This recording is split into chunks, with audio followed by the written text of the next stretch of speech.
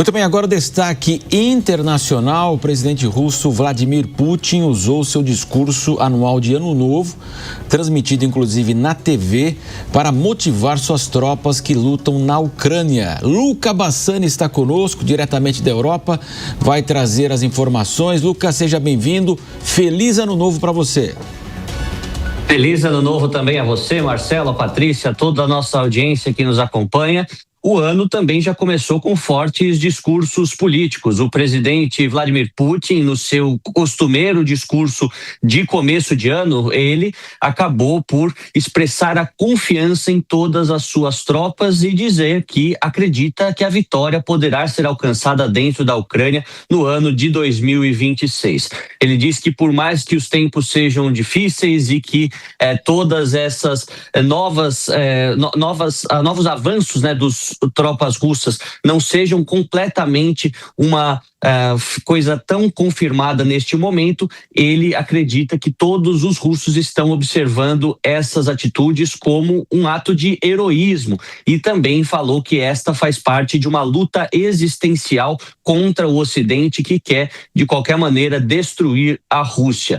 Durante este período, ele também usou para motivar todos os cidadãos russos que, mediante as dificuldades econômicas, também têm se questionado muitas vezes sobre a efetividade dessa guerra por conta das sanções, mas disse que manterá o país unido e protegerá a todo custo as fronteiras e os russos. Óbvio que isso pode indicar um avanço dessas tropas russas já no começo de 2026, mas com certeza é algo que poderá mudar de uma hora para outra, considerando que o presidente Donald Trump tem querido que esta guerra seja finalizada antes da sua quarto aniversário, antes do próximo mês de fevereiro. Tudo pode acontecer e a gente, como sempre, vai ficar observando tudo.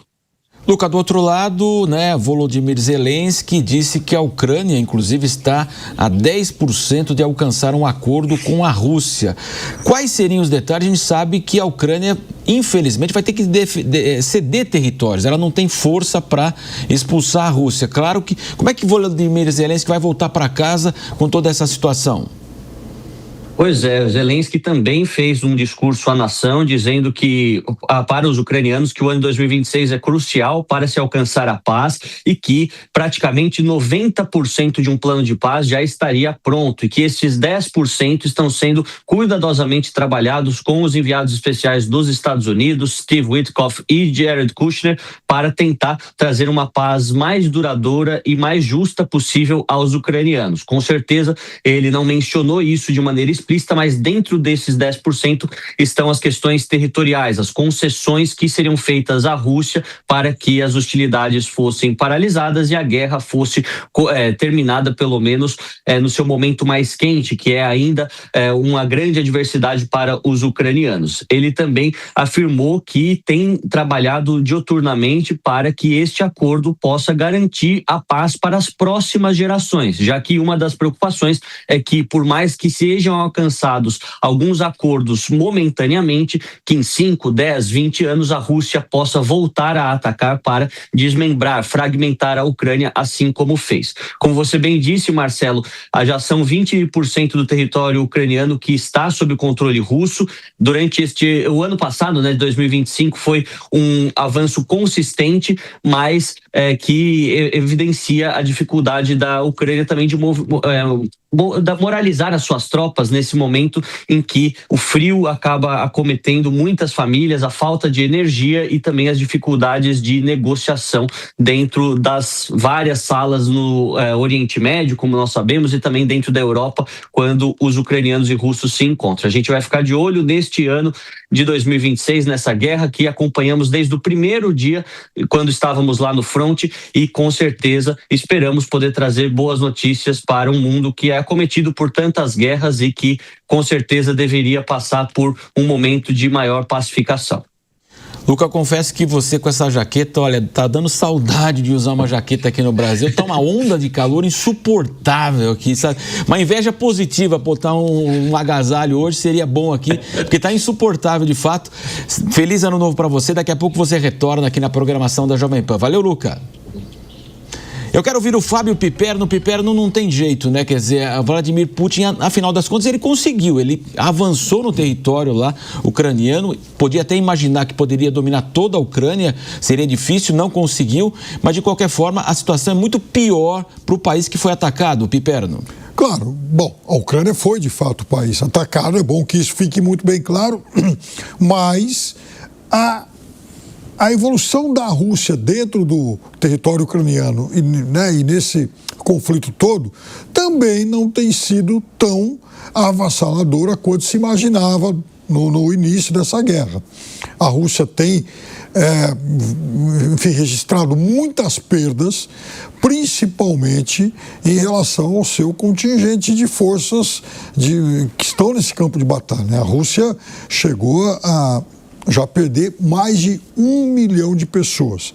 São muitas baixas e isso tem um reflexo, tem um impacto extremamente deletério em um país cuja população já vem diminuindo nos últimos anos. A Rússia é um país de população que envelheceu e que tem ficado cada vez menor de ano para ano. É um país hoje de pouco mais de 140 milhões de habitantes. A Rússia, que é o maior país do mundo, extensão territorial, tem o dobro aqui do Brasil.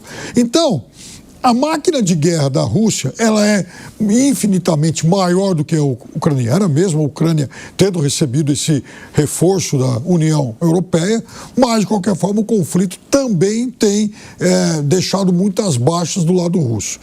Não há como a Ucrânia vencer a Rússia nessa guerra. A questão é quanto vai custar à Rússia a vitória final e qual vai ser o tipo de concessão que os dois lados vão ter que fazer. Quem está conosco hoje também para analisar as notícias nesse primeiro dia de 2026 é a Jess Peixoto. Bom dia, Jess. Feliz ano novo para você. Bom, Zelensky terminou ali os encontros na União Europeia e também com o presidente Trump, falando que em 90% o acordo já tinha avançado. Mas a gente termina o ano aí na mensagem do Putin convocando as pessoas a lutarem, né, ainda nessa guerra. Como é que você vê? Você acredita que a gente está perto mesmo de uma solução ou esse impasse ainda vai ser longo? Bom dia a todos vocês, um prazer estar começando 2026 aqui nessa emissora maravilhosa que é a Jovem Pan. Então, minha amiga querida Patrícia, a grande lógica para mim de execução ou não de um acordo de paz é a postura dos Estados Unidos, que tem mudado bastante ao longo do tempo. Em um primeiro momento, o presidente dos Estados Unidos, Donald Trump, começou com uma abordagem mais dura em relação à Ucrânia, foi muito criticado por isso, teve encontros com Putin e depois readequou essa postura após aquele encontro deles ali, do Zelensky com o Donald Trump no Vaticano, readequou, fez uma jogada em relação a uma mudança de posicionamento para um apoio mais direto à Ucrânia. Tanto que os Estados Unidos hoje, a CIA já falou que não houve esse aviso prévio ou qualquer coisa em relação a isso sobre ataques, como eles estão dizendo, à residência de Vladimir Putin. Só que aqui, nesse pronunciamento de Putin, fica claro que ele quer motivar uma nação, que é a Rússia, que é uma nação com longa e forte trajetória militar. Ou seja, devido a várias situações, várias guerras que aconteceram, esse imaginário militar russo, ele é muito forte. E a motivação dele, o convite à luta, ao nacionalismo, mostra que não será uma abordagem de paz a provável linha que ele seguirá neste momento. Então isso afasta um pouco a possibilidade de encerramento e resolução desse conflito de maneira rápida. Por mais que Zelensky e vários entes ucranianos hoje, nós sabemos que estão tentando viabilizar e até buscar essa situação de resolução pacífica, claro, com a manutenção do território, nós sabemos que com a manutenção do território da Ucrânia, que é a condição que a Ucrânia coloca em relação a isso, é extremamente improvável. Então esse parece um conflito que vai se alongando e a Ucrânia acaba sendo uma nação que demonstrou, surpreendentemente, para muita gente que no começo falou que era fácil para a Rússia conseguir isso, que ela resiste e ela resiste muito forte.